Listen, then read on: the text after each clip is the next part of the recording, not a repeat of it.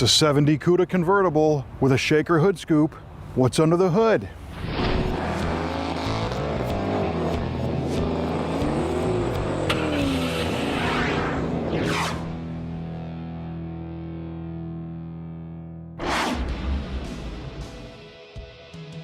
There were 3 levels of Plymouth Barracuda offered in the new 1970 model lineup, including the base model Barracuda, the fancy Grand Coupe, and the sporty Cuda version, as seen here.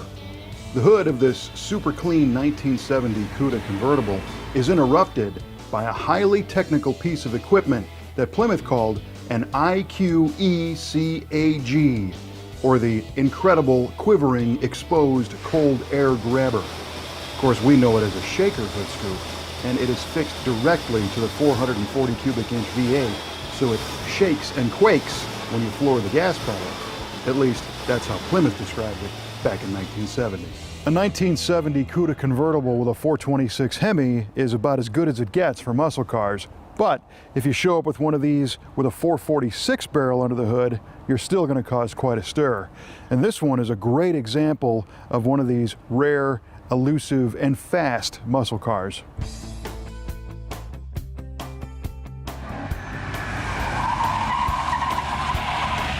The 426 Hemi cars steal the spotlight, but when it comes to real-world performance and drivability, it's hard to beat the 440. The 6-barrel cars breathe through 3 Holley carburetors, which add some complexity, but the 440 is a rock-solid performer that was often faster than the Hemi on the street. The 6-barrel 440 is a high-compression 10.5-to-1 engine, resulting in 390 horsepower at 4,700 RPM and 490 foot-pounds of torque at 3,200 RPM.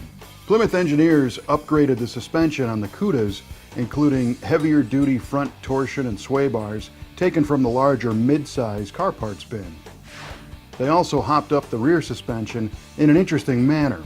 The rear suspension featured 5 full and 2 half-leaf springs on the passenger side and a full 6 leaves on the driver's side. The interesting setup helped the car plant the tires equally and remain flat on hard launches. And this is where the convertible is at a disadvantage with no roof structure for support. The rear axle is a 9 3/4 inch Dana 60, and the 3:54-to-1 gear ratio and limited slip differential provide a good mix of off-the-line and cruising down the road performance. The Cuda rolls on stylish 14x6 inch rally wheels, but bias-ply Goodyear polyglass tires, while correct for the car, are easily overpowered by the 440.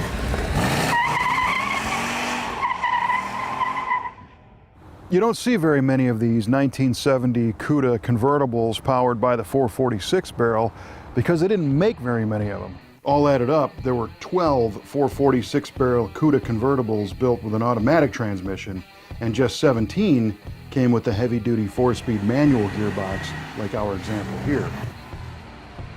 It's not quite as rare as the Hemi cars, but anytime you have an extremely low production car that has awesome power, stunning good looks, and a folding top, well, you've got a winner.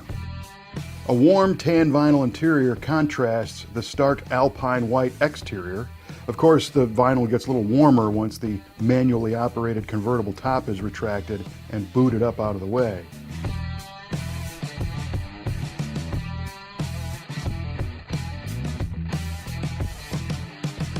The dash brims with gauges, including a 150-mile-an-hour speedometer, a big 8-grand tack, and an AM radio. A classic pistol grip shifter stirs the 4-speed transmission, but not through a console. And the lack of the console, the manual top and crank windows, suggests the original buyer put all the money under the hood in favor of spending it on luxury add-ons.